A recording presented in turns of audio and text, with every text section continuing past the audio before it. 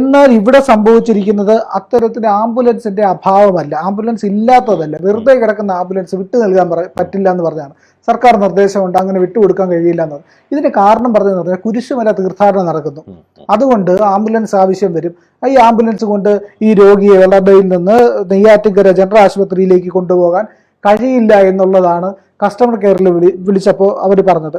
അതിൽ പ്രധാനപ്പെട്ട ഒരു കാര്യം ചൂണ്ടിക്കാട്ടേണ്ടത് അവിടുത്തെ ജനപ്രതിനിധി, അവിടുത്തെ പഞ്ചായത്ത് മെമ്പർ ഈ ആംബുലൻസ് വിട്ടു നൽകണമെന്ന് പറഞ്ഞ് ഈ കസ്റ്റമർ കെയറിലേക്ക് വിളിക്കുകയും അവരോട് കാര്യങ്ങൾ വിശദമായി പറയുകയും ചെയ്തു. അതിന്റെ ഓഡിയോ സന്ദേശവും ഇവർ പുറത്തുവിട്ടിട്ടുണ്ട്.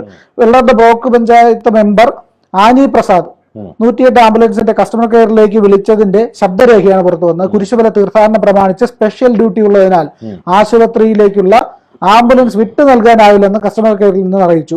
ആശുപത്രിയിൽ വെറുതെ കിടക്കുന്ന ആംബുലൻസ് രോഗിക്ക് വേണ്ടി വിട്ടു നൽകുന്നതിൽ എന്താണ് പ്രശ്നമെന്ന് മെമ്പർ ചോദിക്കുന്നു.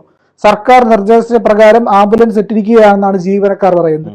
അതായത് ഈ ജീവനക്കാരുടെയൊക്കെ മാനസികാവസ്ഥ എന്താണെന്നാണ് ഞാൻ ആലോചിക്കുന്നത്. ഒരാൾക്ക് രോഗി മരിക്കാൻ കിടക്കുന്നു, രോഗിക്ക് വിദഗ്ധ ചികിത്സ വേണം, കൂടുതൽ മെഡിക്കൽ അസിസ്റ്റൻസ് വേണം, അതിനു വേണ്ടിയിട്ട് രോഗിയെ മറ്റൊരു ആശുപത്രിയിലേക്ക് മാറ്റണം എന്ന് പറയുമ്പോൾ വെറുതെ കിടന്നാലും രോഗി മരിച്ചാലും ശരി ആംബുലൻസ് വെറുതെ കിടക്കട്ടെ, അത് വിട്ടുതരില്ല എന്ന് പറയുന്ന ധാർഷ്ട്യം ഇവർക്ക് എവിടെ നിന്ന് ഈ ധൈര്യം വരുന്നു എന്നുള്ളതാണ്.